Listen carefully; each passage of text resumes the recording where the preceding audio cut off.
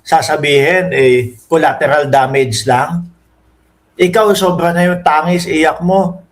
Sobra na yung pighati mo dahil nga yung anak mo hindi naman kasama sa ganun. 3, 4 na taong gulang. Tapos maririnig mo doon sa mga nagpautos, collateral damage. Kaya ako ho, mga kababayan, although wala akong kaanak o mahal sa buhay, na ganun ang nangyari, pero ramdam natin kung paano po mawalan ng mga mahal sa buhay, lalo na po ganun. Walang kambuang-buang, ang haba pa sana ng ibubuhay sa mundo. Di ba, Ma'am Neng Gigi? Oh, sobrang naging uto-uto ako noon sa Duterte administration. Todo tanggol ako. Ang kagandahan naman po, nagigising tayo. No? Halos wala naman din yatang nasunod doon sa mga pangako nito simula pa lang nung panahon ng kampanya. Merong ine-ebas ito na magje-jet ski para doon sa West Philippine Sea, para doon sa ating mga isla. Pero nyari, wala naman natupad do, di ba, mga kababayan?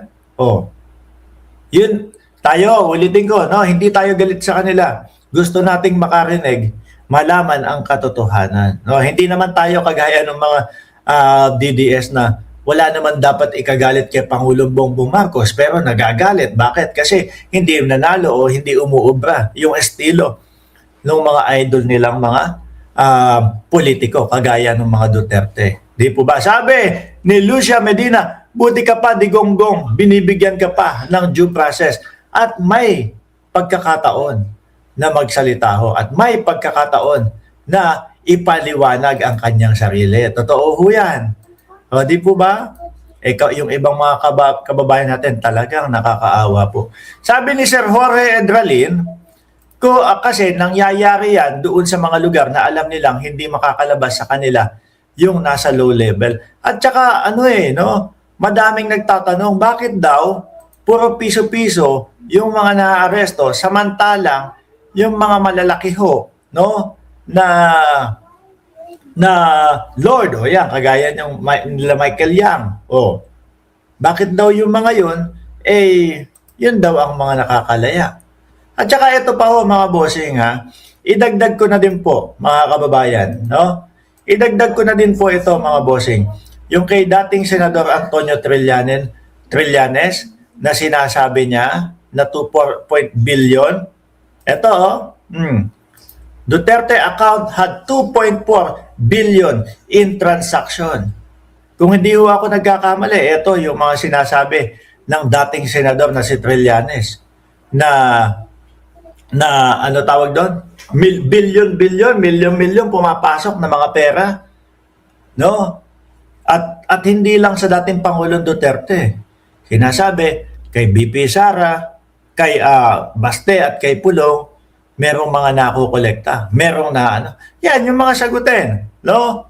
Kumbaga ho, ang pagpapasagot dyan, mga kababayan, ay yung pagbubukas ng bank account. Yan. Yung mga pagpapabukas ng bank account. Ang tagal na ho ding inire-request yan.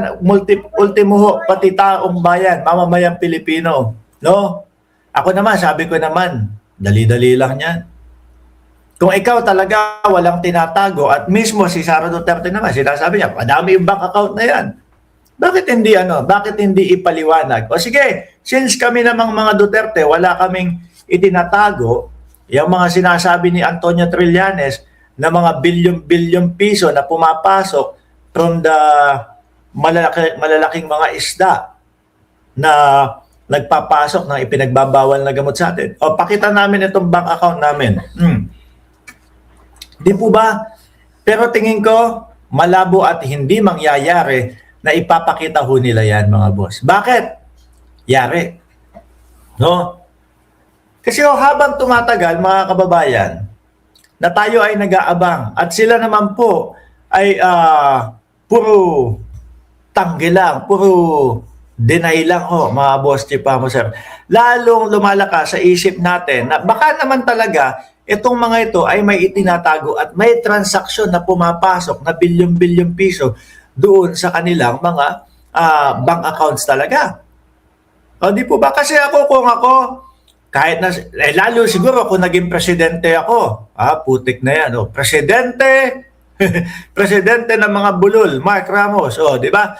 Kunyari ako ay naging presidente ng Pilipinas. Tapos nakikita ko yung mamamayang Pilipino nagre-request ng mga bank accounts ko. No, alam ko wala naman akong pinagnanakaw at walang pumapasok. Nako, baka ilatag ko agad sa inyo yan. The moment o sa araw na may nagsabi na si Mark Ramos ay nakakatanggap ng bilyong-bilyong piso galing doon sa malalaking mga nagpapakalat ng ipinagbabawal na gamot sa Pilipinas. Tapos kumalat, dumami yung taong nag-request. Sige, latag natin. Di ba? Yung kanila simula tato ni Pulong, tapos itong mga transaction, mga bank accounts, hanggang ngayon wala pong sinasagot. Lagi lang po, pinupolitika ho, mga bossing. Diniskartehan nila yung mga Pilipino. Nung panahon ho, mga kababayan, na medyo kainitan ito. No?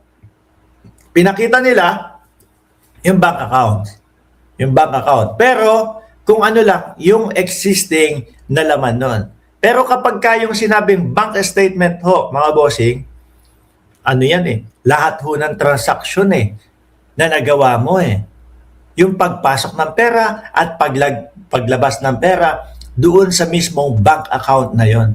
Yun yung ayaw nilang ipakita, mga kababayan. Sabi ni founder ng Cereza Force, ang lago ng buhok ni Ninong Mark. Talaga. No, walang makakapagsabi na tayo ay panot. Kapal niyan. Yan ang problema ko.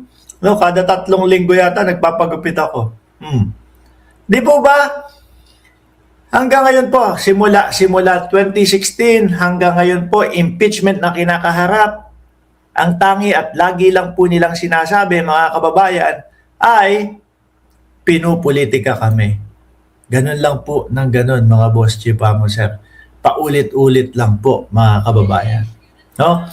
Na talagang, ewan ko, hirap na hirap po ba sila na ipaliwanag yan? Or talagang wala lang silang depensa o wala lang silang pagpapaliwanag. Mantakin mo, ito pa ho, mga bossing. Sa Abante News, pati ho dito may ibinalita na Sara Duterte, tagilid daw po sa 1 billion, tama ba to? 1 billion insertion? Kagaya niyan, mga kababayan. Di ba? Sandali, iaangat ko lang. Ano sabi dito? Hindi umano maaaring magmalinis ang Vice Presidente Sara Duterte sa usapin ng umano'y pagsingit ng 1 billion budget sa Department of Public Works and Highway. Pati DPWH pala.